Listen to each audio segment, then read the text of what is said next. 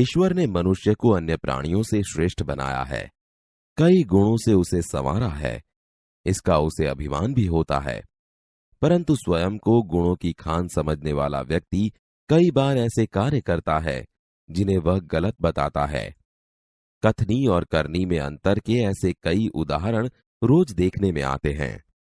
बस्ती के बीच सरकार ने पार्क बनाने की जगह छोड़ रखी थी। बरसात के मौसम में मोहल्ले के एक सज्जन ने उसमें फूलों के पौधे लगाने की सूझी।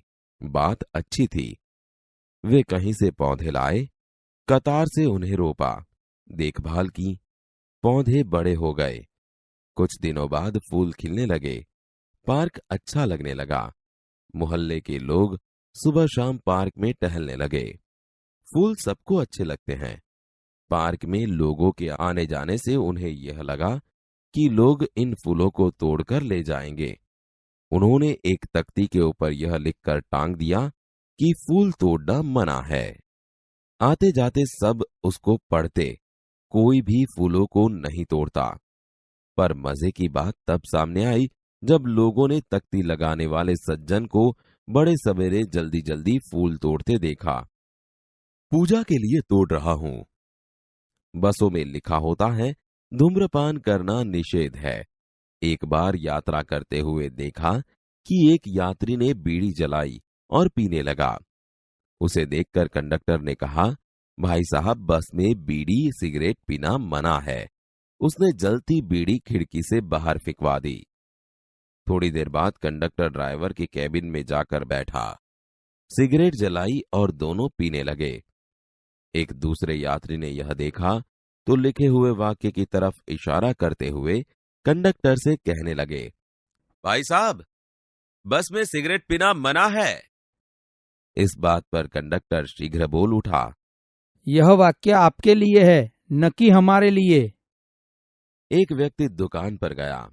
स्कूटर दुकान के सामने खड़ा कर ही रहा था कि दुकानदार बोला, आप अपना स्कूटर वहां सामने वाहन रखने के स्थान पर खड़ा करके आए। मुझे ज्यादा समय तक थोड़ी ही रुकना है, मैं तो सामान लेकर अभी चला जाऊंगा। पर दुकान के सामने बीच सड़क पर स्कूटर खड़ा रखना कोई ठीक बात नहीं। सज्जन ने स्कूटर वाहन खड़ा करने के स्थान पर ले जाकर खड़ा किया और वापस आकर सामान खरीदने लगे। इतने में स्कूटर लेकर दुकान पर एक लड़का आया। स्कूटर दुकान के सामने खड़ा करके वह दुकान के अंदर चला गया। आपने इसे मना नहीं किया? यह तो मेरा बेटा है।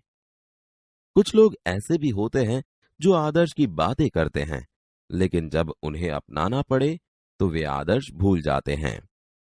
एक दिन एक सज्जन के घर उनके मित्र मिलने आए। दोनों मित्र बातचीत में मग्न थे कि किसी ने दरवाजा खटखटाया। उन्होंने खिड़की से झांक कर देखा, बाहर मकान मालिक खड़ा था, जो पिछले 4 माह का किराया मांगने बार बार आ रहा था। उन्होंने अपने बच्चे को समझाकर बाहर भेजा।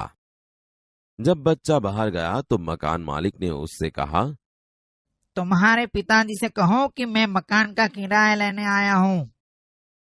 पिताजी ने कहा है कि वे घर पर नहीं हैं।